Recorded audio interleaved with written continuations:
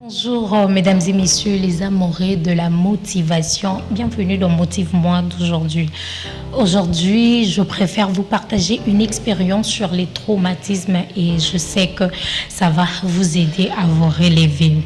Il y a plusieurs personnes qui ont connu un événement ou un choc émotionnel qui a entraîné de transformations plus ou moins profondes ou réversibles. Vous êtes par exemple victime d'un viol, d'une victime de harcèlement, victime d'une violence sexuelle ou autre abus sexuel, vous avez perdu un être cher ou encore vous avez connu de violences conjugales.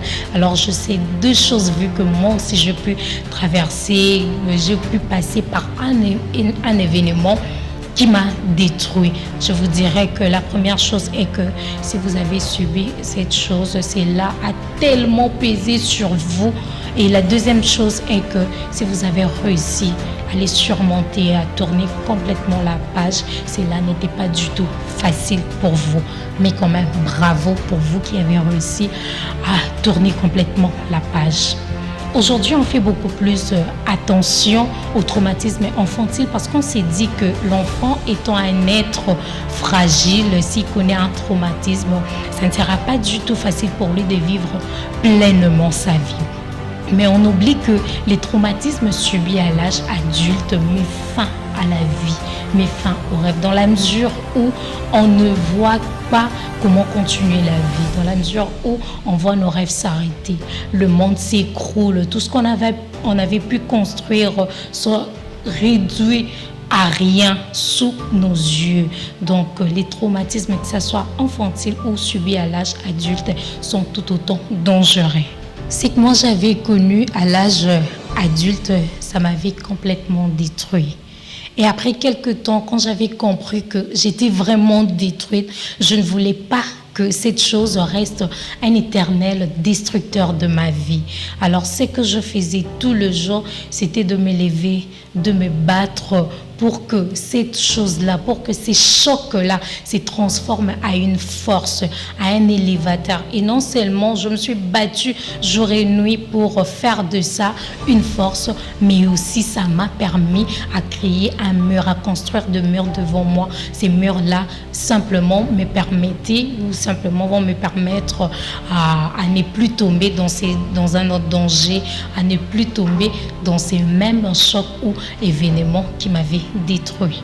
Il existe aujourd'hui de jeunes femmes qui se disent qu'elles ne peuvent pas se marier, sûrement pourquoi? Parce qu'elles ont été victimes de violences conjugales qu'ont subi leur mère. Mais elles oublient qu'elles ne tomberont pas sur leur père et elles ne sont pas leur mère. Alors moi je vous dirais qu'il faut vous lancer, il faut vivre pleinement la vie tant que Dieu vous donne encore le souffle de vie. Chaque jour dans la vie, il y a des événements qui nous arrivent, qu'on arrive à surmonter facilement et qu'on peut les classer dans le rang de micro-traumatisme.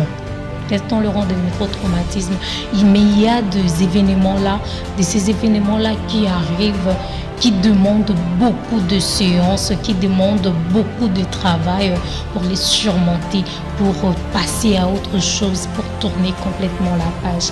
Et moi, je connais par exemple des accidents de circulation que j'ai classés dans le rang de micro-traumatisme. Oui, ce n'était pas du tout facile d'oublier, mais quand même, cela m'avait servi aussi de m'imposer des lois. Ça m'avait servi de m'imposer des lois qu'aujourd'hui, je n'étant plus vraiment dans ces micro-traumatismes-là. Mais quand j'avais subi un véritable traumatisme psychologique, et cela m'avait complètement détruit. J'avais des difficultés à ressentir des émotions, j'avais des difficultés à me concentrer, j'avais des difficultés en tout cas à vivre pleinement ma vie. J'avais des difficultés à ressentir certaines émotions, entre autres la tendresse. Je n'arrivais pas à prendre le sommeil, je n'arrivais pas à me concentrer. Donc ma vie, en tout cas, elle était détruite. Et j'avais compris que tout le jour, j'ai cultivé en moi un sentiment de ne plus vouloir vivre. Et je n'avais même plus une estime de soi. Même si j'avais connu toutes ces choses-là, je me battais tout le jour pour me sortir de cette situation. Ce que j'avais fait, c'était, premièrement, c'était d'accepter ma souffrance et d'évacuer ces émotions négatives, de me donner une nouvelle chance d'être heureuse, de vivre vraiment ma vie. Et quand j'avais réussi à les faire, j'avais compris que cette souffrance que j'avais subie, ce n'était pas de ma faute, mais la responsabilité de réussir, la responsabilité de me relever, c'était vraiment mienne. C'est que tu es devenu, les gens te jugent. Les gens disent n'importe quoi sans pour autant savoir par quel chemin toi tu as pu traverser.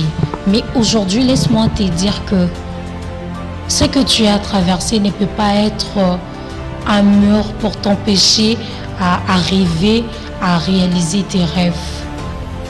N'abandonne pas tes rêves. Ne change pas ta vision, ne change pas ta vie à cause de ce que tu as vécu ou à cause de ce que tu as été victime. Comprends que tu n'es pas responsable de ta souffrance, mais tu es responsable de ta guérison. Alors il te faut beaucoup de courage. Lève-toi, bats-toi pour changer ta vie.